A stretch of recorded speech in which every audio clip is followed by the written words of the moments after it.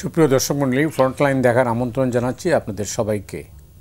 দর্শক মণ্ডলী, আমাদের সঙ্গে রয়েছেন বিএনপির ভাইস চেয়ারম্যান শামসুজ্জামান দুদু ভাই, স্বাগত। তারপরে গোলাম মাওলা রনি, সাবেক সংসদ সদস্য, স্বাগত জানাচ্ছি রনি আপনাকেও। আজকের বিষয় আসলে নানা কিসিমের নানা বিষয় নিয়ে আলোচনা হবে, পাঁচমিশালি বলা চলে আর কি।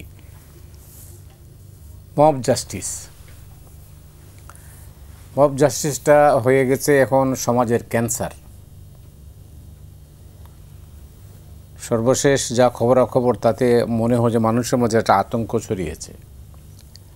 একজন নির্বাচন কমিশনার, প্রধান নির্বাচন কমিশনার আজকে গ্রেপ্তার হয়েছেন, তবে 3 দিন আগে তিনি নিজেই টেলিফোন করে বলেছিলেন যে আমাকে গ্রেপ্তার করুন। যাই হোক, কী কারণে পরে 3 দিন পরে গ্রেপ্তার করা হয়েছে, এসব মিলিয়ে এবং সব রাজনৈতিক দলের তরফেই এটার বিরুদ্ধে বক্তব্য দেওয়া হচ্ছে। সর্বশেষ আমি দেখলাম তারেক রহমান, ভারপ্রাপ্ত চেয়ারম্যান, মব জাস্টিস নামে এক হিংস্র উন্মাদনা বিরাজ করছে সমাজে। এটা এইরকম অবস্থা আর কি। যাই হোক, আমি দুদু ভাইকে দিয়ে আলোচনা শুরুটা করি। দুদু ভাই, আপনাকে দিয়েই বলি, আপনি কীভাবে দেখেন, আপনার দৃষ্টিতে এই মব জাস্টিসটা নতুন শব্দ বাংলাদেশে? না, আপনার সঙ্গে আমি যা বললেন একেবারেই একমত। মব জাস্টিসের নামে এখন যেগুলো আমরা প্রত্যক্ষ করছি খুব যে নতুন এমন আমি বলবো না। এটা আওয়ামী জামানার সময় যেসব ঘটনা আমরা প্রত্যক্ষ করেছি, সাংবাদিক, রাজনীতিবিদ, পেশাজীবী, যাকে তারা পছন্দ করতো না তার উপরে দেখা গেল বিচারালয়ে আক্রমণ করছে। যেমন আমি এই ক্ষেত্রে বলবো মাহমুদুর রহমান সাহেব কুষ্টিয়াতে রক্তাক্ত আমরা সেই চেহারা দেখেছি। দৈনিক সংগ্রামের প্রবীণ সম্পাদক আবুল হাসান সাহেবকে, যেগুলো সবই কিন্তু বিভিন্ন পত্রপত্রিকায় এর আগে আসছে, তো তার সঙ্গেও খুব অসৌজন্যমূলক আচরণ আমরা দেখেছি। গণতান্ত্রিক বিধি ব্যবস্থা আমার কাছে মনে হচ্ছে ভিন্নমত্ব একটা সৌন্দর্যের ব্যাপার। অবশ্যই আমি যদি সেটি গ্রহণ করতে না পারি সেটা আমার দৈন্যতা, যে গ্রহণ করতে পারবে না সেটা তার দৈন্যতা। কিন্তু আমি মুখে দাবি করব গণতান্ত্রিক বিধি ব্যবস্থা, গণতান্ত্রিক নিয়ম শৃঙ্খলার, আর কাজটা করব স্বৈরতান্ত্রিক, এটা তো মানে গ্রহণ করার মতো না। এখন যে ঘটনাগুলো হয়েছে 24শে গণঅভ্যুত্থানের পরে, আমরা অনেকগুলো ঘটনা প্রত্যক্ষ করেছি। প্রথম দিকে হয়তো বা অনেকে সাহস করে এই ঘটনাগুলো বিরোধিতা করতে পারে নাই, কিন্তু ধারাবাহিকভাবে বেশ কমেছিল। কিন্তু ইদানিং আবার সম্প্রতি বেড়ে গেছে। এই একজন সাবেক নির্বাচন কমিশনারের, চিফ ইলেকশন কমিশনারের যে আচরণটা হয়েছে, তারপর থেকে বিভিন্ন মল থেকে এটা হতেই পারে। আরেকজন প্রধান নির্বাচন কমিশনার, যেটা নাম বললেন হাবিবুল আওয়াল, কথাটা চমৎকার এবং সুন্দর বলেছে। যদি উনি ওই সময় এই বিবেচনাটা তখন নিতেন, তাহলে তো আমাদের এখন আর তাদের মব জাস্টিস বন্ধ করার ব্যাপারে বলা লাগতো না। ভালো একটা নির্বাচন করলে তো এই ঘটনার মুখোমুখি হতো না। এখন যেটা হচ্ছে আমাদের খারাপ লাগছে, কিন্তু খারাপ কাজটা আবার তারা সেই সময় বিবেচনায় নেননি, এটা আমার কাছে মনে হয়েছে। অর্থাৎ যে মার দিচ্ছে, যে মার খাচ্ছে, আমার তো মনে হয় যে মার খাচ্ছে সেই শুধু অপরাধী না, যে দিচ্ছে সেও তো অপরাধ হিসাবে আমরা এখন মনে করছি। কিন্তু এটা তো প্রভোগ করা হয়েছে। আমরা গত 15-17টা বছর যেভাবে জাতি থেকে নষ্ট হয়ে, যেমন আমরা একাধিকবার মানে আলাদা করে মামলার কথা আমি আর নাইবা বললাম, যারাই গণতন্ত্রের সপক্ষে যার যার অবস্থান থেকে কথা বলেছে তারাই ক্ষতিগ্রস্ত হয়েছে, অপমানিত হয়েছে, নিগৃহীত হয়েছে। তো সেই সময় যদি এই বিষয়গুলো ওইভাবে আমরা, যারা দায়িত্বশীল অবস্থানে ছিল তারা যদি ওইভাবে না করতো, রিয়াক্ট না করতো, যেমন শেখ হাসিনা এখন পালাই গেছে, অনেকে খুশি হয়েছে এবং একটা সম্ভাবনা দেখা দিয়েছে গণতান্ত্রিক অবস্থায় ফিরিয়ে আনা। কিন্তু আমার কাছে মাঝে মাঝে মনে হয়েছে এই পালিয়ে যাওয়াটা বাংলাদেশের এক ধরনের লজ্জার কারণ। একটা মানুষ, বাংলাদেশের মানুষ, সে পালিয়ে যাচ্ছে বিদেশে গিয়ে পার্শ্ববর্তী দেশে আশ্রয় নিচ্ছে, এটা তো লজ্জার ব্যাপার। আইন আছে, আদালত থাকবে, সে এটা ইয়ে করছে। তো এই পরিস্থিতিতে আশঙ্কাজনক যে পরিস্থিতিটা তৈরি হয়েছে, সেটা সেই সৃষ্ট, তারই কর্তৃক সৃষ্ট। কিন্তু এটি চলতে দেওয়া যায় না। এটা দিলে একটা সময় আমার দেশের, আমি মনে করি যে জাতীয় ঐক্য গড়ে উঠেছিল, সেটা তো বিপন্ন হবেই। আমরা দেশ জাতি হিসাবে বিপন্ন হব। জি, অনেক ধন্যবাদ আপনাকে। মৌলানা, আপনি কি এই মব জাস্টিস আপনার দৃষ্টিতে কি? প্রথমত এটা স্বাধীনতার পর থেকে চলে আসছে, আর এটা ধারাবাহিকভাবে জ্যামিতিক হারে বেড়েছে। সেই আওয়ামী লীগ সরকার, খন্দকার মোশতাক এবং পরবর্তীতে যারাই ক্ষমতা এসেছে, কোনো রেজিমই মব জাস্টিস হয়নি কেউ বলতে পারবে না। এখন এটি নিয়ে কোন আমলে কত বেশি হয়েছে কম হয়েছে সেটা বলা যেতে পারে, কিন্তু সবচেয়ে বড় ব্যাপার হলো যে কতগুলো মব জাস্টিস যেমন বাংলাদেশে খুব ল্যান্ডমার্ক হয়ে আছে। যেমন ডক্টর কামাল হোসেনের উপর আক্রমণ, দুইবার আক্রমণ হয়েছে। উনি যখন গণফোরাম করলেন তখন একবার, আবার 18 সালে একবার আক্রমণ হয়েছে। কাদের সিদ্দিকের উপরে তাকে পিটিয়ে এই ড্রেনের মধ্যে ফেলে দেওয়া হয়েছিল। তো এরকম ঘটনা আওয়ামী লীগ জমানাতে হয়েছে। তারপর ওই যে সচিবালয়ের কর্মকর্তাকে উলঙ্গ করে শাহবাগে সেই ঘটনা ঘটছে।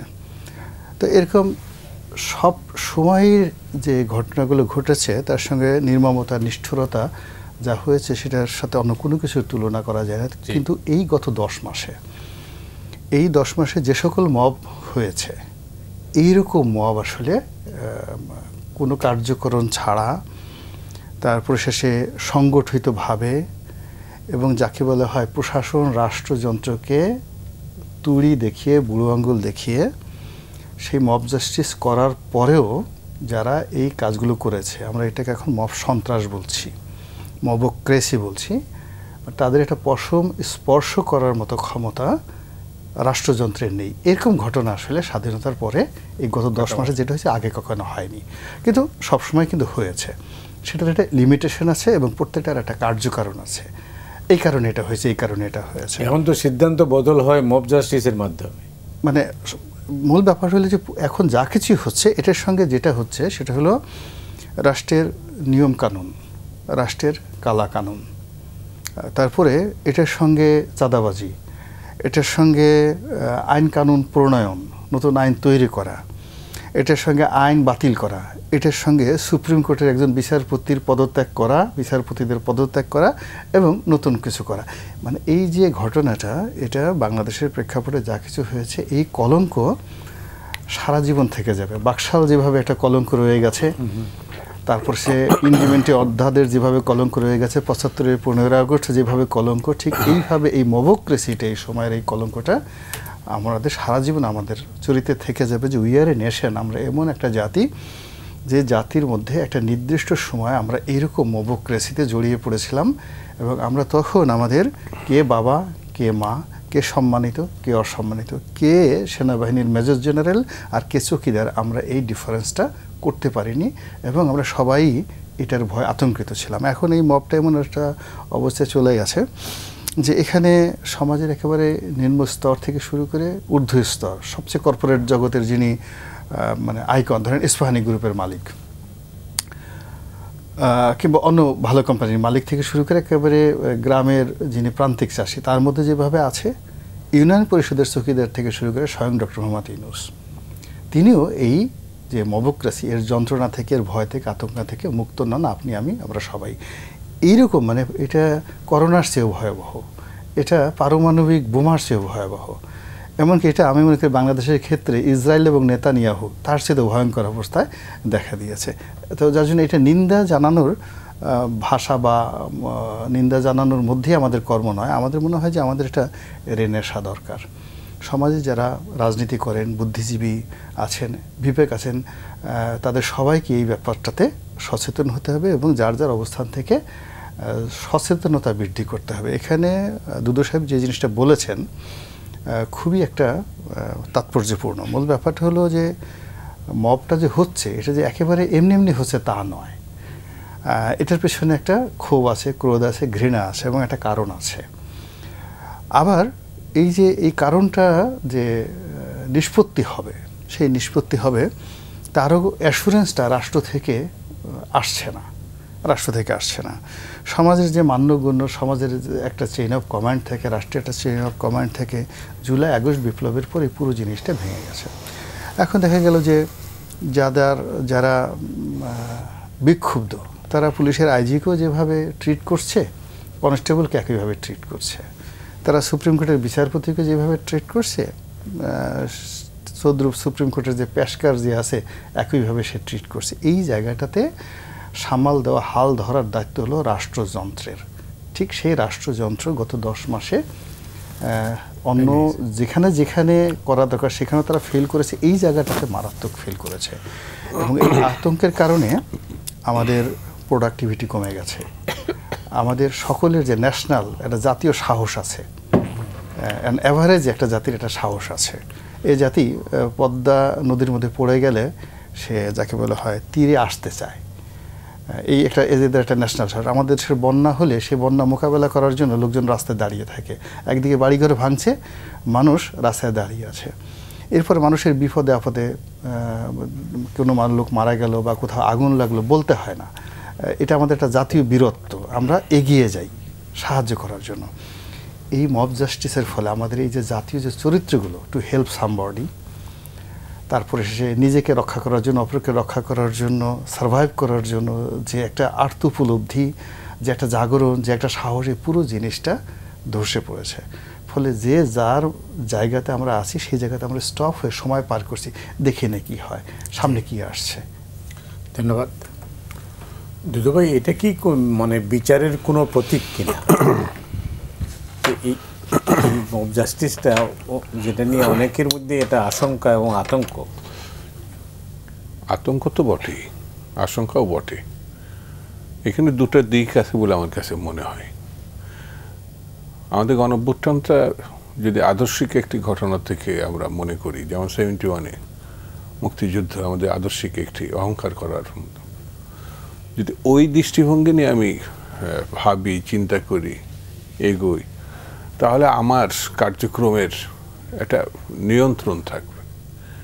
হ্যাঁ, আমি মুক্তিযুদ্ধে ছিলাম, আমি 24-এ গণঅভ্যুত্থানও ছিলাম, কিন্তু এটা থেকে মানে আমি সুবিধা আদায়ের প্রশ্ন যদি আমার মাথার ভিতরে ঢোকে, মানে সেটা বাড়তি ভাবনা আমার কাছে, এবং সেই জায়গাটায় অন্য ধরনের ঘটনাগুলো তৈরি হবে। যেমন যে কোনো গণঅভ্যুত্থান, আন্দোলন, সংগ্রামে আমরা বেশ কিছু নেতৃত্বের নতুন নেতৃত্ব যাকে বলে আমরা পেয়েছি। 71 সালে পাইছি, পরবর্তী সময় সর্বশেষ 24 গণঅভ্যুত্থানে এক ঝাঁক তরুণ কিশোর যারা এই গণঅভ্যুত্থানের সঙ্গে সরাসরি যুক্ত শুধু না, অহংকার করার মতো ভূমিকা পালন করেছে। বিভিন্ন রাজনৈতিক দলের নেতা কর্মীরাও এখানে ছিলেন, ছাত্র সংগঠনে ছিলেন। কিন্তু এই গণঅভ্যুত্থান পরবর্তীতে সুসংগঠিত এবং তাদের রাজনৈতিক দৃষ্টিভঙ্গি বা মানে কি বলবো এটাকে, ধরেন একটা অর্গানাইজেশনাল অবস্থায় থাকলে একটা কম বেশি কৈফিয়তের ব্যাপার থাকে, জবাবদিহিতা থাকে। কিন্তু এর বাইরে মানে যতক্ষণ, যেমন এনসিপি কথার কথাও তারা দাবি করছে ওখান থেকে এসে তারা এই সংগঠন করছে, তো এখানেও এনসিপিওতেও ভালো মন্দর থেকেও এখানেও কিন্তু জবাবদিহিতার একটা ব্যাপার। তারা যখন মনে করছে নোটিশ করছে এবং হয়তো কিছু বহিষ্কারও করেছে, কিন্তু তার আগে বা তাদের বাইরে যারা আছে এই ধরনের দাবিদার, আমি মনে করি না যে এই ঘটনাগুলোর সঙ্গে যারা যুক্ত তারা কোনো গণঅভ্যুত্থানে সত্যিকারের ভূমিকা পালন করেছে, এটা আমার কাছে মনে হয় না। যেমন আমার দল কিন্তু স্পষ্ট করে একেবারে আমাদের প্রধান নেতা যেমন তারেক রহমান সাহেব, আমাদের ফিরোজা আলমগীর সাহেব, এটা একেবারে সাংগঠনিকভাবে সিদ্ধান্ত, এটা কোনোভাবে মার্জনা করা হবে না। যেমন রনি সাহেব অনেকগুলো নাম উচ্চারণ করেছে, আমি মনে করছিলাম যুক্ত করে একজন, তার নাম মির্জা ফখরুল ইসলাম আলমগীর, ডক্টর কামাল, বা পরবর্তীতে আমাদের কি মুক্তিযোদ্ধা কাদের সিদ্দিকী সাহেব। মির্জা ফখরুল ইসলাম একটা নিপাট ভদ্রলোক, মানে আমার ঠিক নেতা হিসেবে আমি বলছি না, তাকেও এরকম একটি বিরূপ পরিস্থিতিতে রাঙামাটিতে একবার যাওয়ার সময় এই পরিস্থিতি হয়েছে, পারে না। পরবর্তীতে একটা ওখানকার আমার একটা প্রোগ্রামে উনিই বলছেন ওটা আপনি যান। মজার ঘটনা, আমি যতক্ষণ পর্যন্ত ফিরে না আসছি ততক্ষণ পর্যন্ত তিনি উদ্বিগ্ন ছিলেন দুদু গেল এখন ফিরে আসে কিনা, মানে সহি সালামতে। তো এটাই তো আমাদের এই অবস্থা। সে তো আইন যে নিজের হাতে তুলে নিচ্ছে, তারা যদি আবার কখনো মনে করে যে গণতন্ত্র প্রতিষ্ঠা, স্বৈরতান্ত্রিক ব্যবস্থা ভেঙে ফেলেছে, আমরা এই করছি, এর তো যায় না। অতি সম্প্রতি যে ঘটনাটা ঘটলো তাতে তো পুলিশের উপস্থিতিতে ওটা কিছুটা সে ব্যাখ্যা করছে যে রনি, আমার কাছে মনে হয়েছে যে আইন শৃঙ্খলা পরিস্থিতি সবাই জানে স্থবির একটা স্থান মতো, একটা মানে ভেবা চাকা খায়, আমাদের চুয়াডাঙ্গার ভাষায় যেটা বলে ভেবা চাকা খায়। দেখছে সামনে ঘটনা, সে এখন বলছে এটা কি তার করার মতো নাকি? কারণ ওই পুলিশে তো কিছুদিন আগে অতীতে মাঝখানে এবং এখন নানান ধরনের পরিস্থিতির মুখোমুখি হয়েছে, তারা চাকরিজীবী হিসেবে অতিরিক্ত দায়িত্ব পালন করে ফেলেছিল। মানে আমি 15 বছরের কথা বলছি। পরবর্তীতে যে পরিস্থিতিটা সামাল দেওয়ার জন্য তারা মনে করছে সরকার না থাকলে তারাও থাকবে না, এটা আমার মনে হয়েছে যে তাদের মাথায় ঢুকছিল। একটু বেশি দায়িত্ব পালন করতে গিয়ে তারাও কিন্তু ক্ষতিগ্রস্ত হয়েছে। এবং ক্ষতিগ্রস্ত বললে কী হবে, কিছু কিছু সত্যি মানে প্যাথেটিক। যেমন একটি আমি যতটুকু শুনেছি, একটা নারী কর্মী পুলিশের প্রেগনেন্ট অবস্থায় সে মারা গেছিল।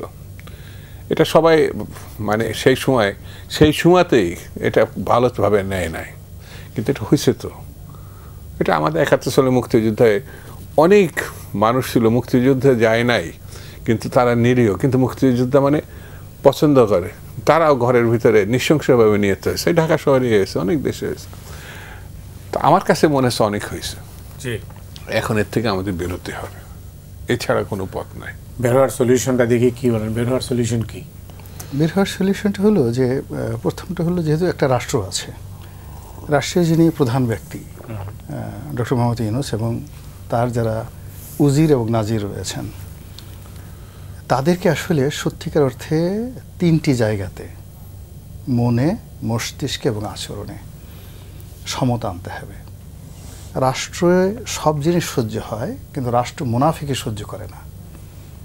আপনি রাষ্ট্রপ্রধান হিসেবে, সরকার প্রধান হিসেবে কিংবা অ্যাডমিনিস্ট্রেটিভ প্রধান হিসেবে যখনই মুনাফিকি যে করার চেষ্টা করেছে, সেটা উপজেলা চেয়ারম্যান হোক, এমপি সাহেব হোক, প্রধানমন্ত্রী হোক, তাদের সবারই পতন হয়েছে এবং খুবই নির্মম। এখানে যে জিনিসটা আছে যে আপনি যা বিশ্বাস করবেন, যা বলবেন এবং সেটা করে ছাড়বেন। তো সেই জায়গাটিতে এখন ওনাদেরকে আসতে হবে, যে মবের যে জায়গাটা এবং আইন শৃঙ্খলার যে জায়গাটা, সেখানে যদি ডক্টর মোহাম্মদ ইউনূস স্বয়ং হন, তারেক রহমান সাহেব স্বয়ং হন, জামাতের আমির স্বয়ং হন, এক চুল ছাড় নেই। এই জায়গাটাতে যদি তারা শক্ত করে দাঁড়াতে পারেন, এটা আমার কাছে মনে হয় যে ঘণ্টাখানেকের বিষয় বাংলাদেশের এই জায়গাটা। কিন্তু যদি এটা আওয়ামী লীগের জন্য একরকম হয়, বিএনপির জন্য একরকম হয়, জামাতের জন্য একরকম হয়, সেনা সদস্যদের জন্য একরকম হয়, মতিউর রহমানের জন্য একরকম হয়, গোলাম মোল্লা রনির জন্য একরকম হয়, তাহলে এটা হবে না। এই জায়গাটা মানে রাষ্ট্রের হাতে এত ক্ষমতা, এত এখনও পর্যন্ত এত অন্তর্নিহিত ক্ষমতা, যেটা বলার মতো না। সেই ক্ষমতা দিয়ে এটা ঘণ্টাখানেকের বেশি লাগবে না। এই গেল এক। 2 নম্বর হলো যে আমাদের এই যে সমাজের যে জায়গাগুলো আছে, যেই জায়গাগুলো খুব দ্রুত করতে হয়, যেমন ধরুন নুরুল হুদা, তারপর শেষে হাবিবুল আওয়াল, রকিবুল হুদা, এই মানে হয় কি, যখন শেখ হাসিনার পতন হলো, অন্ততপক্ষে রাষ্ট্র ক্ষমতায় যারা থাকবেন তাদের 48 ঘন্টার পরিকল্পনার মধ্যে যে বিষয়গুলো দরকার ছিল, সেটা হলো কিছু মানুষকে নিরাপত্তা হেফাজতে নেওয়া এবং ইমিডিয়েটলি গ্রেপ্তার করা। এর কারণ হলো যে বুঝতে হবে যে মানুষের 2014, 18 এবং 24-এর নির্বাচন দ্বারা এই জাতি যত ক্ষতিগ্রস্ত হয়েছে, in person, as a nation এবং অ্যাজ এ হোল, তো এই সংক্রান্ত যারা জড়িত তাদেরকে গ্রেপ্তার করতে হবে। এবং এটা যদি সেই 24 ঘন্টার মধ্যে এই কাজটা করতেন, তাহলে কিন্তু এই সমস্যাটা ওনার হাতে, এবং উনিও নিরাপদ বোধ করতেন। যাকে গ্রেপ্তার করা হয়েছে, যাকে জুতো পিটা করা হয়েছে, নুরুল হুদা সাহেব, তিনিও ওটাই আশা করেছিলেন যে 24 ঘন্টার মধ্যে তাকে গ্রেপ্তার করা হবে। কেন করা হয়নি? মানে যারা রাষ্ট্র পরিচালনা করবে তারা এই জিনিসটা তাদের মাস্টার প্ল্যানে আনতে পারেনি। এরপর ধরুন এখনও কতগুলো ক্ষোভ রয়ে গেছে। যেমন ধরুন পুলিশের অন্তত 30 থেকে 35 জন কর্মকর্তা ছিল যাদের চেহারা, সুরত, কথাবার্তা, বডি ল্যাঙ্গুয়েজ 15 বছর যাবতে জাতিকে ভীষণ রকম ডিস্টার্ব করছে। তারা কিন্তু সবাই পালায়ে গেছে অথবা পালিয়ে আছে। অথচ রাষ্ট্র যদি চাইতো 24 ঘন্টার মধ্যে কিন্তু তাদেরকে আটকাতে পারতো মোরলেস। এখন বেনজির আগে পালিয়ে গেছে, কিন্তু এরপর তো আরও অনেকজনকে পালিয়ে রয়ে গেছে, সেটা করেনি। তো কয়দিন তো সরকারই ছিল না। না, সরকার ছিল না, কিন্তু রাষ্ট্র তো চলছে। আপনি ধরুন 10 তারিখ থেকেই ধরেন, যেদিন থেকে সরকার হলো, কিন্তু সেনাপ্রধান তো বলছেন যে আমি দায়িত্ব নিলাম, জাতির দায়িত্ব নিলাম। কিন্তু তিনি যদি 700 লোককে বা 600 লোককে তার জায়গাতে হেফাজত করার মতো বা নিরাপত্তা দেওয়ার মতো বুদ্ধি তার আসে, তার সঙ্গে সঙ্গে তো তার তো এই বুদ্ধিটাও আসা উচিত যে খায়রুল হক সাহেব কোথায় আছে, জাস্টিস খায়রুল হক সাহেব কোথায় আছে। তাকে তো মানে অ্যাটলিস্ট এই এত বড় একটা বিপ্লবে সেনাবাহিনী খায়রুল হক সাহেবকে ধরেছে, গ্রেপ্তার করেছে। এটা জাতিকে প্রেজেন্ট করার সাথে সাথে সারা মানুষ তো মানে যে মানে শক্তির তো মানুষ খুশিতে ট্যাঙ্ক মাথায় করে নাচার চেষ্টা করতো। মানে ট্যাঙ্কের উপরে তো অনেকে লাফিয়েছে আনন্দে। এইবার করতে গিয়ে যদি সেনাবাহিনী খায়রুল হক সাহেবকে গ্রেপ্তার করতো, কিংবা এই সেনাবাহিনী যদি 6 তারিখই নুরুল হুদা সাহেবকে গ্রেপ্তার করতো, তাহলে তো মানুষ মানে খুশিতে এমন অবস্থা করতো যেটা বলার মতো মব জাস্টিসগুলো হতো না। এই জিনিসগুলো বুঝতে হবে। অর্থাৎ যার যে দায়িত্ব এবং কর্তব্য সেটা পালন করেনি এখনও পর্যন্ত। আপনি চিন্তা করেন 3টা পার্লামেন্ট, শিরিন শারমিন চৌধুরী কোথায়? আমি কেন তাকে ধরে রেখেছি? তার ব্যাপারে কারোর কোনো বক্তব্য নেই। কেন বলেন তো জিনিসটা কি? আপনি যদি নিরাপদ স্থানেই আছে না, এখন যদি আপনি ধরেন শিরিন শারমিনকে আপনি খুব সম্মান দিয়ে রাখবেন, তাহলে নুরুল হুদা সাহেব বেচারা অন্যায়টা করছে কি? হাবিবুল আওয়াল সাহেব অন্যায়টা করছে কি? আপনি দুধ খাবেন, মাখন খাবেন, দুধের সর খাবেন, মালাই খাবেন, কিন্তু আপনি আস্তে গরু যে গরুটা আছে গরুর বানটা কেটে দেবেন, তা তো হয় না। এখানে যা কিছু হচ্ছে মানে সব কিছু এলোমেলো। এখনও এই বাংলাদেশে জনগণকে খুশি করে দেন। আমি যেটা কয়েকদিন আগে আমার নিজের জায়গাতে বলছিলাম। দুদু ভাই, এই প্রসঙ্গে আর 2-1টা প্রশ্নের মধ্যে দিয়ে শেষ করব, তারপরে অন্য প্রসঙ্গে যাব। সেটা হচ্ছে যে এই মব জাস্টিসটা কি মানে সোশ্যাল মিডিয়ার কোনো ভূমিকা আছে এখানে? সোশ্যাল মিডিয়া তো শুধু মব জাস্টিস না, ভালো মন্দ অনেক কিছু সে ছড়াইয়ে দিচ্ছে, নিয়ন্ত্রণ করছে। একদিকে ভালো, একদিকে ভয়ঙ্কর। আচ্ছা, মানে আমি সোশ্যাল মিডিয়া ভয়ঙ্করটা যে এটা একটা ব্যবসায়িক মনোবৃত্তি নিয়ে যারা কাজ করছে, তাদের মাথায় রাষ্ট্র, রাজনীতি, সততা এই জিনিসগুলো কাজ করছে না। তাদের ভিউয়ার্স বাড়বে কী করে, কোন ভাষায় বললে। সে দেখা হলো একটা শিক্ষিত মানুষ, ঢাকা ইউনিভার্সিটি একসময় পড়ালেখা করেছে, ছাত্র রাজনীতি করেছে, এইগুলো সে খুব বেমালুম ভুলে গেছে। শুধুমাত্র তার মানে আর্থিক প্রয়োজনীয়তাটাই মুখ্য হিসেবে দেখা দিয়েছে। এই জায়গাটা বিপজ্জনক, ভয়ঙ্কর। আবার অন্যদিক থেকে যদি এই সোশ্যাল মিডিয়াটাকে পজিটিভলি কেউ ব্যবহার করতে চায়, তার আদর্শ উদ্দেশ্য, সে দ্রুত মানুষের কাছে যাবে। যে কোনো একটা মানুষের দেখা যাবে না, এটা করতে গিয়ে তো গোলাম মোল্লা রনি অনেকটা ক্ষতিগ্রস্ত হয়েছেন। এটা তো আমি বললামই যে ওর ভিউয়ার্স হয়তো দেখা গেল এই মাসে যে আর্থিক লাভবানটা হতো, মিনিমাম এই দেশের কালচার, রাজনীতি, গণতন্ত্র, মানে সে এইটাকে পাশ কাটাতে পারে নাই। আমার যেটা ধারণা, পাশ কাটাতে পারে নাই বলে মানে অর্থটাকে সে পাশ কাটিয়ে ফেলছে। মানে যেটা তার প্রাপ্তি ছিল, এই ক্ষমতা সবার মধ্যে নাই। মানে বললেই মানুষ দেখবে, ভিউয়ার্স বেড়ে যাবে, অনেকের মধ্যেই নাই। কিন্তু যাদের আছে এটাকে, তার ভিতরে সে একজন। তো সে এটিকে পজিটিভলি বাংলাদেশকে দেখে এবং এই দেশে থাকে, এই ভাবে, সেজন্য হয়তো তার চিন্তাটা বলাটা অন্য প্রক্রিয়া আছে। আর যারা এগুলো করছে, অনেকে আপনার নাম বলে চিনবেন, যে সকালে যে ভাষায় কথা বলে, রাত্রি আরেক ভাষায় কথা বলে, দুপুরে আরেক ভাষায় কথা বলে, এবং সেগুলো মানে কোন পর্যায়ে শোনা যায় না। মানে এটা আমাদের জন্য, কারণ একে আমরা অন্যভাবে দেখেছি, একসময় চিনেছি, তো এখন মানে চিনতেই পারি না। তো এটা বললে হয়তো তারা আবার অখুশি হবে। এটার উপরে আবার তারা একটা কি বলে কন্টেনার বানিয়ে ফেলবে, বেরিয়ে আবার এটাকে ব্যবসা করে নেবে। তো সোশ্যাল মিডিয়াকে আমাদের রাষ্ট্রীয়ভাবে এটা মানে দেখা উচিত, হয়তো পাল্লা দিয়ে পারছে না। আচ্ছা, অনেক ধন্যবাদ আপনাকে। আপনার দৃষ্টিতে কি? আমার দৃষ্টিতে হলো সোশ্যাল মিডিয়া এখন সারা দুনিয়াতে সবচেয়ে শক্তিশালী মিডিয়া, মূলধারার গণমাধ্যম সবচেয়ে বেশি। এখানে যারা খুব দ্রুত অনার সৃষ্টি তৈরি করে, আমার ক্ষুদ্র অভিজ্ঞতা হলো তারা বছর খানিকের বেশি সাস্টেন করতে পারে না।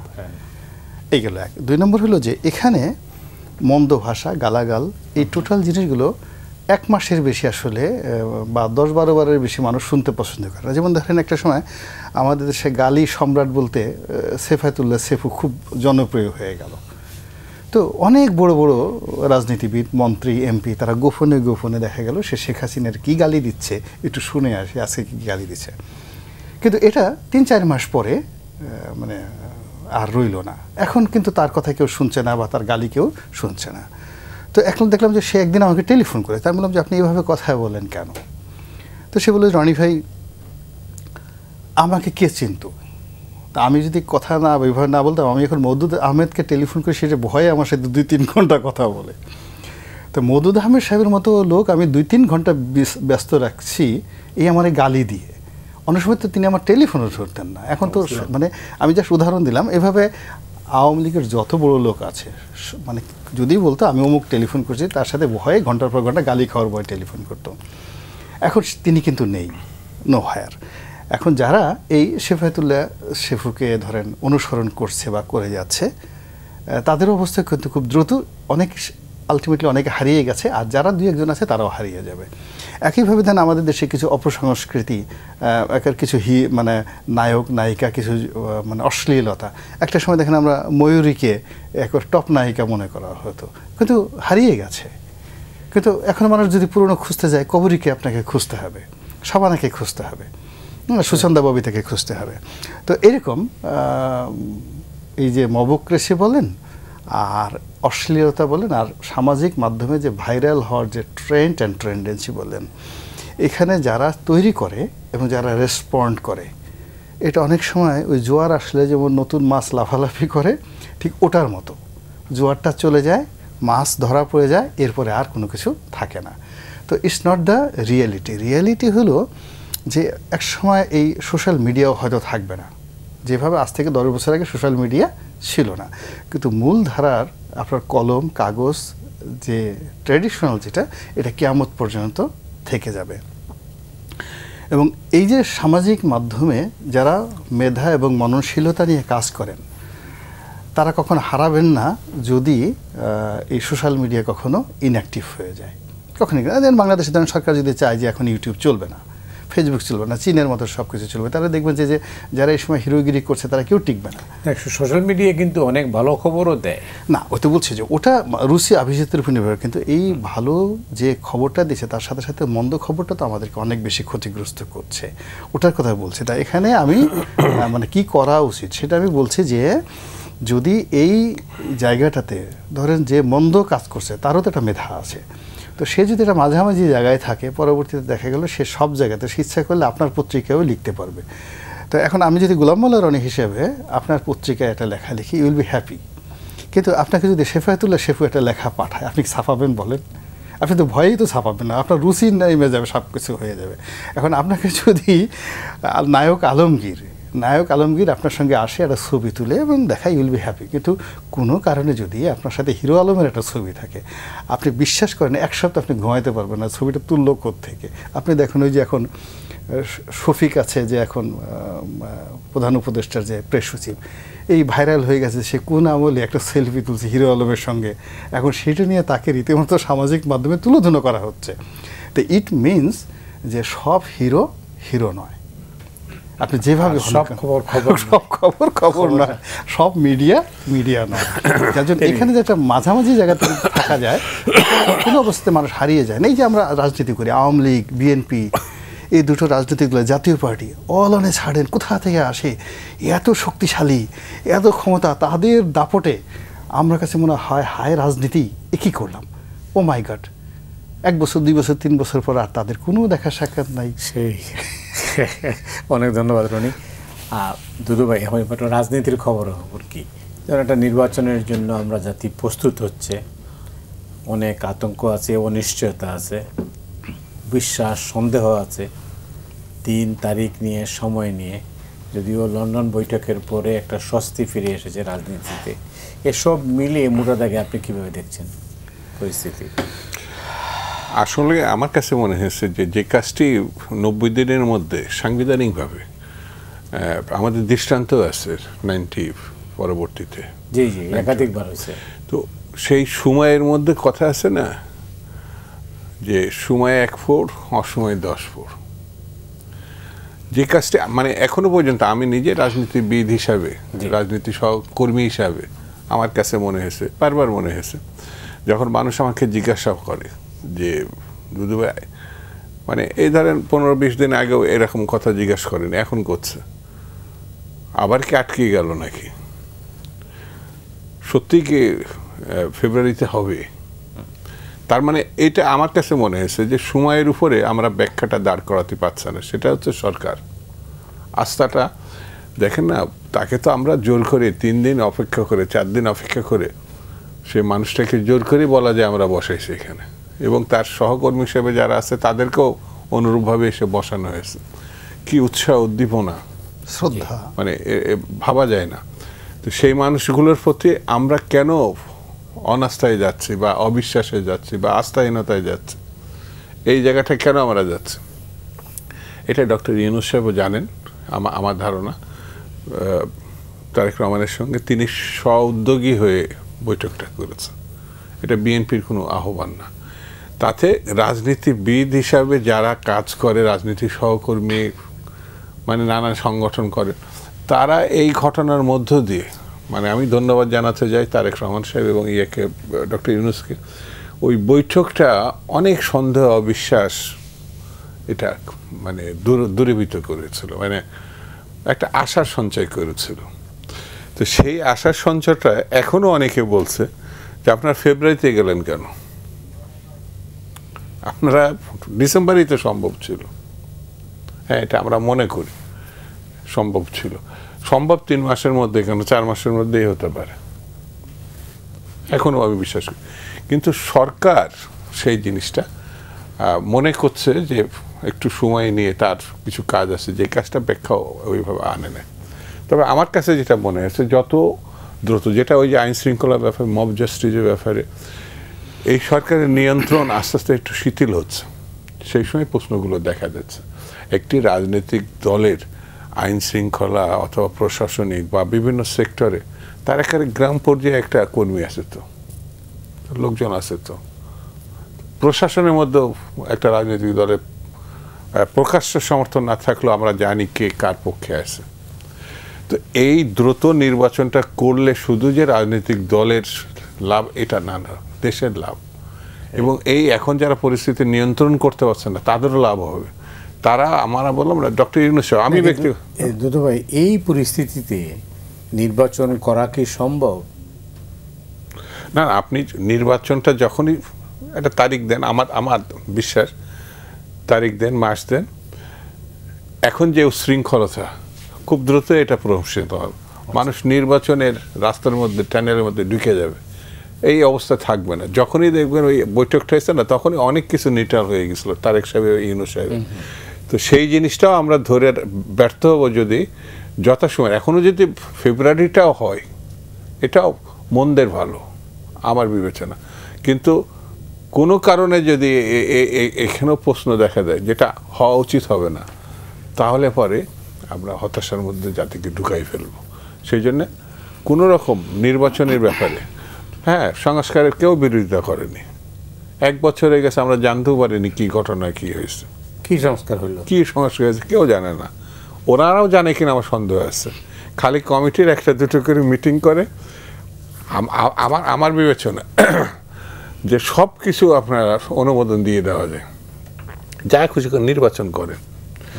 নির্বাচিত পার্লামেন্ট যদি পজিটিভ হয়, যেমন আমি আমার কাছে মনে হচ্ছে যে 72-এর পার্লামেন্টে যদি পজিটিভ হতো, তাহলে 54 বছরের বয়সে আমরা এই জায়গায় বসে এইভাবে কথা বলা প্রয়োজন পড়তো না। তো সেই কারণে দ্রুত নির্বাচনের দিকে জাতিকে নিয়ে যাওয়াটা এক ধরনের আশ্বাসের উপরে জাতিকে দাঁড় করানো। গোলাম মোল্লা রনি, না, আমার বক্তব্যটা দুদু ভাইয়ের সঙ্গে একটু সংযুক্ত হবে আর কি। তার বক্তব্যটা মোটামুটি ঠিকই আছে। মানে একটা গণতান্ত্রিক রাষ্ট্রে মানুষের যে আশা আকাঙ্ক্ষা থাকে জাতীয় পর্যায়ে, তার মধ্যে এক নম্বর হলো ইলেকশন। এটা যারা আমরা রাজনীতি করি আমরা এই জিনিসটা হাড়ে হাড়ে বুঝি, যা কিছু হোক না কেন ইলেকশন লাগবে। আচ্ছা, আর যারা রাজনীতি করে না, রাজনীতির বাইরের যারা মানুষ, সেটা আমলা হোক, কামলা হোক, ব্যবসায়ী হোক, তারা দুটো জিনিস আমাদের দেশের প্রেক্ষাপটে ঘৃণা করে। এক নম্বর ঘৃণা করে যে ইলেকশন ফিলেকশন একটা ঝামেলা, টাকা পয়সা এগুলো করে ঠুরে যাদের নিয়োগ করতেছে চেয়ারম্যান মেম্বার, এই গম চুরি করার জন্য, টিআরকা ভিক্ষা খাওয়ার জন্য, আর টেন্ডারবাজি করার জন্য। এটা মানে রাজনীতির বাইরের যারা নাকুচু শিক্ষিত যারা লোকজন তারা এরকমই মনে করে। একজন টিউনো সাহেব বা একজন ডিসি সাহেব দেখা গেল একজন এমপি সাহেবকে পিছনে সে টিটকারি করছে, লেখাপড়া জানে না এই ঘটনাটা। কিন্তু এই ডিসি যখন ক্যাবিনেট সচিব হয়ে যাচ্ছে, রিটায়ার্ড করছে, তখন সে একটা এমপি হওয়ার জন্য আবার রাজনৈতিক দলের পিছিয়ে পিছিয়ে ঘোরাফেরা করছে। তো এই যে একটা বিভেদ, এই বিভেদটা চলতে চলতে এখন যারা সিদ্ধান্ত নিচ্ছে রাজনীতির ব্যাপারে, দুর্ভাগ্যজনক হলো তারা এই রাজনীতিবিদ, রাজনৈতিক সিস্টেম এবং ইলেকশন সিস্টেম এটাকে ঘৃণা করা, অপছন্দ করা মানুষগুলি এখন ইলেকশন এবং সংস্কার আয়োজন করছে। এবং এখানে হলো মোট কনফ্লিক্ট অফ ইন্টারেস্ট। আমি ফ্রম দ্য ডে ওয়ান, আমার তো ক্ষুদ্র সামর্থ্য যতটুকু আছে, আমি ডক্টর মোহাম্মদ ইউনূস ক্ষমতা গ্রহণ করার একবার প্রথম দিন থেকে বলে আসছি যে 2024 সনের ডিসেম্বরের মধ্যে যদি নির্বাচনটা সরকার দিয়ে দেয়, কিচ্ছু করার দরকার নাই, যারা আসবে তারাও সুন্দরভাবে কাজ করতে পারবেন, তাদের অনেক কমিটমেন্ট থাকবে এবং তারা এই বিপ্লবের যে চেতনা এটাকে আপহোল্ড করতে পারবে। আর যারা যাবে তাদের জন্য একটা সেফ এক্সিট হবে। কিন্তু 2025 সন থেকে যে পুরো পরিস্থিতি যেভাবে জটিল হয়ে গেছে, অনেকগুলো দেশি বিদেশি বিশ্বাস অবিশ্বাস, অনেকগুলো দেশি এবং বিদেশি ইকুয়েশন এবং অনেকগুলো গুজব এবং অনেকগুলো বাস্তবতা সব মিলিয়ে আমাদের একটা ভয়ঙ্কর অবস্থায় নিয়ে গেছে। সেন্ট মার্টিনে আসলে কি হচ্ছে আমরা জানি না, কিন্তু এটা নিয়ে আমাদের আতঙ্কের শেষ নাই। এই বুঝে সেন্ট মার্টিন চলে গেল। তারপরে এই যে মানবিক করিডোরে আসলে কি হচ্ছে না হচ্ছে আমরা জানি না, কিন্তু এটা নিয়ে আমাদের আতঙ্কের শেষ নেই। চট্টগ্রাম বন্দর আদৌ দেওয়া হবে কি হবে না তাও আমরা জানি না, কেন দেওয়া হবে কি দেওয়া হবে জানি না, কিন্তু আতঙ্ক। আবার এই যে লন্ডনে তারেক রহমান সাহেবের সাথে বৈঠক হবে, উনি যদি ওনার জায়গায় যদি আমি হতাম, ফার্স্ট থিং হলো ওনার সঙ্গে জায়গায় যদি আমি হতাম ডক্টর মোহাম্মদ ইউনূসের জায়গাতে, তাহলে তারেক রহমান সাহেব একটা দলের শীর্ষ নেতা, তার সঙ্গে আমার বৈঠকের জন্য তো there must have some agenda. তার কাছে আমার কিছু চাইতে হবে এবং তাকে আমার কিছু দিতে হবে, তার সাথে আমার বৈঠক করার দরকার কি? এখানে তো তার রিপ্রেজেন্টেটিভ সালাউদ্দিন সাহেব আছেন, উনি আছেন, তাদের সঙ্গে বৈঠকই অহরহ বৈঠক হচ্ছে। তো তারেক সাহেব রহমান সাহেবের সাথে যখন বৈঠক হবে সেখানে তো একটা লেনা দেনা থাকবে শীর্ষ বৈঠকের মধ্যে, এবং that should be black and white. যখন এখানে পার্সন কোনো ব্যাপার আসছে তখনই নানা রকম গুজব ছড়িয়ে পড়ছে। এতে ডক্টর ইউনূসও ক্ষতিগ্রস্ত হচ্ছেন, তারেক রহমান সাহেব ক্ষতিগ্রস্ত হচ্ছেন। এই গেল একটা বিষয়। 2 নম্বর হলো যে ফেব্রুয়ারি মাসে আবার উনি ঘোষণা দিলেন, উনি তো সবসময় একটা মাঝামাঝি জায়গাতে ছিলেন, বিটুইন ডিসেম্বর টু সেই যাকে বলা হয় জুন। আচ্ছা, তো উনি কার সাথে পরামর্শ করে, ওনার উপদেশে কারোর সাথে পরামর্শ করেননি। জাস্ট ঈদের আগে একটা শুভেচ্ছা বক্তব্য দিতে গিয়ে হঠাৎ তার মনে হয়েছে উনি এপ্রিল মাসে ঘোষণা করে বসলেন। আবার এপ্রিল মাস থেকে উনি যে ফেব্রুয়ারি মাসে আসলেন, এটা ওনারও তো একটা ক্যাবিনেট আছে, উনি কারোর সাথে পরামর্শ করেননি। এবং উনি যে কারোর সাথে, ওনার এর মধ্যে তো দুটো বলয় গড়ে উঠেছে, জামাত, এনসিপি, ডক্টর ইউনূস, এরকম একটা বলয়, বিএনপি একটা বলয় তৈরি হয়েছে। এখন বিএনপি যদি কোনো একটা সিদ্ধান্ত নেয়, তার সহযোদ্ধাদের সাথে তো তাকে আলাপ আলোচনা করতে হবে। তো সেটা না করে সে কী করলো, অল অন এ সাডেন ঝড়ের গতিতে তারেক রহমান সাহেবের সাথে একটা বৈঠক করে বিএনপির সঙ্গে তার যে এলাই যারা রয়েছে তাদের মধ্যে একটা কনফিউশন তৈরি করে দিল। আবার অন্যদিকে নিজের যে একটা এলাই সে গড়ে তুলেছেন, সে প্রায় 70টা কিংস পার্টি করেছে, এই যাবত প্রায় 70টা কিংস পার্টি করেছে। এর মধ্যে এখন সেই কিংস পার্টিগুলোর মধ্যে ভয় হয়ে গেছে, আল্লাহ, তারেক রহমান সাহেবের সাথে বৈঠক হয়ে গেল, ক্ষমতায় বিএনপি আসলে, তাহলে আমরা কি? আমাদের সাথে ওনার যে কথাবার্তা হলো, এই টাকা আসবে, মাল আসবে, কড়ি আসবে, হ্যাঁ, এত সব কিছু হিসাব এলোমেলো হয়ে গেল।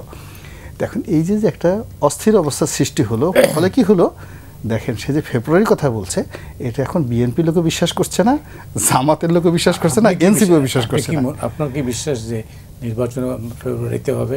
আমি বলি শুনেন, আমি ওনাকে যতদিন থেকে চিনি, প্রথম দেখেছি ওনাকে আমার সবসময় মনে হয়েছে একটা আনপ্রেডিক্টেবল ম্যান, এবং more unpredictable than of Hussain Mohammad Ershad. আমি ক্যারেক্টারের কথা বলছি না, সিদ্ধান্ত নেওয়ার ক্ষেত্রে হুসেইন মোহাম্মদ এরশাদ সাহেবের সাথে উনি যাকে বলা হয় আনপ্রেডিক্টেবল। এক, দুই নম্বর হলো যে শেখ হাসিনাকে আপনি যতটা জেদি মনে করেন, রাগী মনে করেন, এবং তার এই যে বিদেশ থেকে ডিগ্রি আনা, পিএইচডি ডিগ্রি আনা, এই যা যা বলেন তা মানে টু দি মানে স্কোয়ার, ডবল বললে ভুল হবে, 3 গুণ 4 গুণ ডক্টর মোহাম্মদ ইউনূসের মধ্যে আছে। শেখ হাসিনার যেই কয়টা ডক্টরেট ডিগ্রি আছে তার 3 গুণ ডক্টরেট ডিগ্রি ওনার আছে, তারপর ওনার এখনও ডিগ্রি লাগবে। শেখ হাসিনা যেমন বিদেশে গেলে ইংরেজি পারুক আর না পারুক, তার একটা ইংরেজি পত্রিকার সাথে টেলিভিশনের সাথে একটা সাক্ষাৎকার দিতে হবে, ডক্টর মোহাম্মদ ইউনূস সাহেবেরও বিদেশে গিয়ে তাকে ইংরেজিতে কথা বলতেই হবে। সে বাংলায় বিষয়টা কথা বলতে স্বাচ্ছন্দ্য বোধ করে না, সে যে ইংরেজি জানে এই জাতিকে দেখাতে হবে না, সে ইংরেজি জানে, এই জন্য সে ইংরেজিতে কথা বলতে হবে। এবং দেখেন উনি যে কটা ইংরেজিতে কথা বলছে, সেটা টোকিওতে গিয়ে কথা বলছে, ইংল্যান্ডে গিয়ে বলেছে, কিংবা ওই আর কোথায় কোথায় যেন গেছে, সব জায়গাতে একটা একটা করে ঝামেলা তৈরি করে আসছে, একটা কনফিউশন তৈরি করে আসছে। এই যে জিনিসগুলো উনি যেভাবে করেছেন, তাতে আমাকে যে প্রশ্নটা করছেন, ওনার প্রতি বিশ্বাস করা, ওনার প্রতি আস্থা রাখা, এটা আমি আল্লাহর উপর ছেড়ে দিছি। আল্লাহ যেন ওনাকে হেদায়েত দান করেন। অনেক ধন্যবাদ। না দুধভাই, মানে এটা অনেকের মধ্যে এই সংশয় যে ফেব্রুয়ারিতে নির্বাচন নাও হতে পারে। আপনি একটু আগে বলছেন যে আপনি বিশ্বাস করতে চান যে ফেব্রুয়ারিতে হবে। আপনার কি ধারণা ফেব্রুয়ারিতে হবে নির্বাচন? ধারণার কথা বলবো না, আমি যেহেতু রাজনীতির সঙ্গে যুক্ত, আমি মনে করি যে ধারণার উপরে তো চলা ঠিক না, সবকিছু বিবেচনায় নিয়েই একটা সিদ্ধান্তে যেতে হবে। কারণ আমার সিদ্ধান্তের উপরে, আমার দলের সিদ্ধান্তের উপরে, আমার নেতার সিদ্ধান্তের উপরে দেশবাসী প্রত্যাশা করে যে বাংলাদেশটা এগোবে। তো ডক্টর মোহাম্মদ ইউনূস সাহেবকে আমার কাছে মনে হয়েছে যে রাখলে একরকম, সরানোর সিদ্ধান্ত নিলে আরেক রকম। অর্থাৎ ডক্টর ইউনূসকে সবাই মিলে এনে এই জায়গায় বসাইছে তো, এবং তার দেয়া ইলেকশনটা পার করা, সেই পার করার জন্য তাকে যে সহযোগিতা দরকার, আমার মনে হয় না যে কোনো রাজনৈতিক দল কোনো কার্পণ্যতা দেখিয়েছে। তার সঙ্গে বারবার বৈঠক, বারবার মত বিনিময়, একটা জায়গাটা যে আমরা আপনার সঙ্গে আছি, আপনি এই কাজগুলো করেন। তো আমার মনে হয় সব থেকে রাজনৈতিক দলগুলোকে চেনা যায়, যেটা অনেকটা সে ব্যাখ্যা করছে রনি সাহেব, যে তার নিয়ে শেষ কথাটা বলা খুব কঠিন, অর্থাৎ ডক্টর মোহাম্মদ ইউনূস সাহেব। আর আমি মনে করি যে এই মানুষটার উপরে আস্থা, বিশ্বাস, সমর্থন রেখে তাকে দিয়ে কাজটা করানো যায় কিনা। কারণ রাজনীতির শেষ বলে যে কথা নেই বলে একটা কথা বলে না, আমি মনে করি শেষ কথাটা এই, তাকে বিতর্কিত করে আমরা ফেলে দিতে চাই না, ফেলে দেওয়া ঠিক হবে। উনি কিন্তু বলছেন যে উনি হচ্ছেন খুব হাইলি আনপ্রেডিক্টেবল মানুষ। না না না, আমি তার সঙ্গে দ্বিমত করছি না, আমি সেই সঙ্গে এটাই যুক্ত করছি, তাকে দিয়ে কাজটা শেষ করে ভবিষ্যতে ব্যবহার করা যায় কিনা। আচ্ছা, অর্থাৎ যেমন অনেক মানুষ তো আমরা পাইছি আমাদের সমাজে, তো দেশে বিদেশে তার একটা নিজস্ব পরিচিতি সে নিজেই গড়ে তুলেছে, এটা পজিটিভ। সেই পজিটিভ দৃষ্টিভঙ্গি নিয়ে আমার দেশে বিদেশে বিভিন্ন জায়গায় তাকে, সে তো রাজনীতিবিদ না, হ্যাঁ একসময় রাজনৈতিক দল গঠন করেছিল, সেটা ফেল করছে, বাতিল করছে। আবার এই যে এনসিপিকেও মনে করা হয় তারই অনুপ্রেরণায় বা ইচ্ছায় বা আগ্রহে এটা গঠিত হয়েছে। তো রাজনৈতিকভাবে আমার কাছে মনে হচ্ছে উনি বিভিন্ন ক্ষেত্রে সফল হলেও রাজনীতি করতে গিয়ে তিনি ওই সমর্থনটা পায়নি। সেই কারণে ডক্টর ইউনূসের সব থেকে আমি ব্যক্তিগতভাবে অলিউ স্যার, আমি তাকে পছন্দ করি এবং সসম্মানে বিদায় দিয়ে যাতে ভবিষ্যতে আবার ব্যবহার করতে পারে, এইটা আমার ব্যক্তিগত, এটা আমার মতামত, করা যায় কিনা। এখন সেটি তিনি করবেন কি এটা তাকেই বলতে হবে, তাকেই সিদ্ধান্ত নিতে হবে এবং তাকে প্রমাণ করতে হবে না আমি এটা করব। এখনো পর্যন্ত কিন্তু পরিষ্কার না। কিন্তু বাংলাদেশের রাজনীতির, যেটা আমি দুজনের আমরা সময় হাতে নাই, বাংলাদেশের রাজনীতির একটা বর্তমান যে অবস্থা, এই অবস্থায় আমরা যেভাবে দেখি, এক বিদেশে বসে মাহাথির মোহাম্মদ যখন বাংলাদেশের রাজনীতির উপরে দৃষ্টি দেন, তিনি যখন দেখেন যে কি হচ্ছে, তার অবজারভেশন হচ্ছে যে জুলাই মাসে যে ঐক্য ছিল সেই ঐক্যটা আর বাংলাদেশে অনুপস্থিত। এই অবস্থাটা কেন হলো? হাতে মাত্র 2 মিনিট আছে। না, ওই যে বললাম যে প্রথমত হলো যে এখানে যারা ক্ষমতায় বসেছেন তাদের অনেকের পরিশ্রম ছিল না, তারপরে তাদের অনেকের এক্সপেকটেশন ছিল না, এমনকি স্বপ্নের মধ্যেও ছিল না।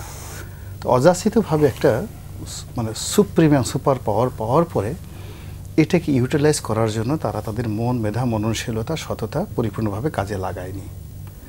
দ্বিতীয়ত আমরা তাদেরকে স্বপ্নের পুরুষ ভেবে, ভালো মানুষ ভেবে আনকন্ডিশনালি, আমরা কিন্তু রাজনীতিবিদরা এত বেকুব না, আমরা একে অপরকে খোঁচাতে থাকি, কিন্তু তাদের ক্ষেত্রে আমরা অন্ধ হয়ে গেছিলাম। একটা ছেলে মেয়ে নিজের জন্ম মানে সন্তানদেরকে আমরা যেভাবে আদর যত্ন করি, আমরা doctor Mohammad Yunus and his colleagues তাদের সবাইকে সম্মান করেছি, কাউকে আঘাত করিনি।